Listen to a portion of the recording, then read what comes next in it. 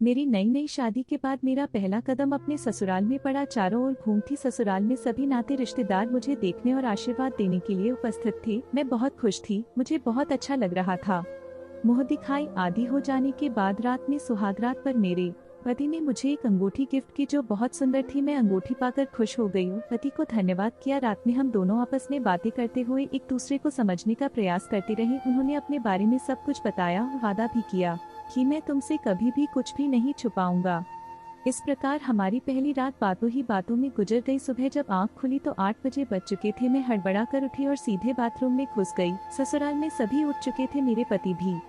Bathroom से निकलने के बाद इशारे से मैंने अपने पति को बुलाया और कहा कि मुझे नहाना है और मैं गर्म पानी से नहाती हूँ। मेरे पति कहने लगे कि चिंता की कोई बात नहीं, अंदर ही गीजर है, गर्म पानी मिल जाएगा, चलो मैं दिखाता हूँ। मैं उनके पीछे पीछे चल दी। उन्होंने गीजर ऑन किया और चले गए। मैं अपने कपड़े लेकर बाथरूम में गई और नहाने के बाद पूजा कर अपने सास ससुर के पैर छुए। मेरे पति मुझे देखकर मुस्कुरा रहे थे। ससुर ने कहा, बेटी चाय कब पिलाओगी? मैं सुबह 7 बजे चाय पीता हूँ और तुम्हारे हाथों की चाय पीने के चक्कर में मैं अभी तक चाय नहीं पी।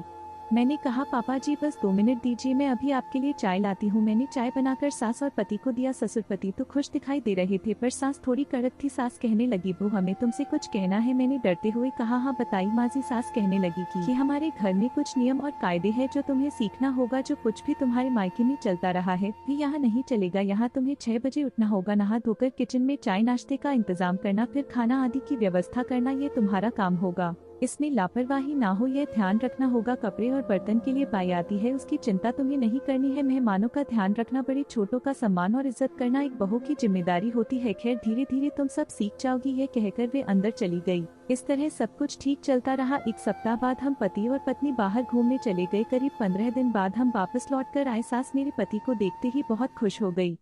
मुझे एक सरसरी निगाह से देखा, जैसे वे मुझे चेक रही हों।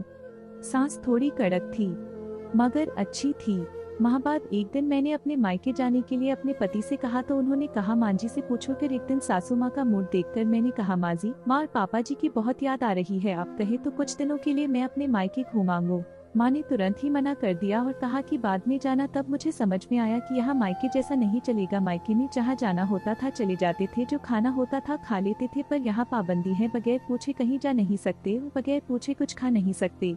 क्योंकि जहाँ परिवार के कुछ कायदे होते हैं और इन कार्यों का सम्मान करना हर बहू का फर्ज होता है। हमारे समाज का ये नियम है कि बेटी एक बार डोली में बैठकर विदा हो जाती है तो फिर उसे मायके आने में भी ससुराल वालों की इजाजत लेनी होती है। यही मायके और ससुराल का अंतर है। आज भी यह सच है कि अपने उस घर जिसे मायका कहते हैं, वहाँ यूं ही नहीं जा सकते जब तक मायके से कोई लेने न आए। ससुराल में हजारों परेशानी आने के बावजूद भी लड़की को उसे स्वयं ही हल करना होता है। मायके से वह कोई मदद नहीं ले सकती।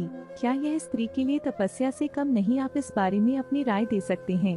तो आपका इस कहानी के बारे में क्या कहना है, हमें कमेंट करके जरूर बताएं। वीडियो को लाइक कर दीजिए और इसी तरह की कहानियाँ देखने और सुनने के लिए हमारे चैनल को सब्सक्राइब करें और घंटी का बेल आइकन जरूर दबा लीजिएगा ताकि आने वाले वीडियो का नोटिफिकेशन आपके पास तुरंत पहुँचे।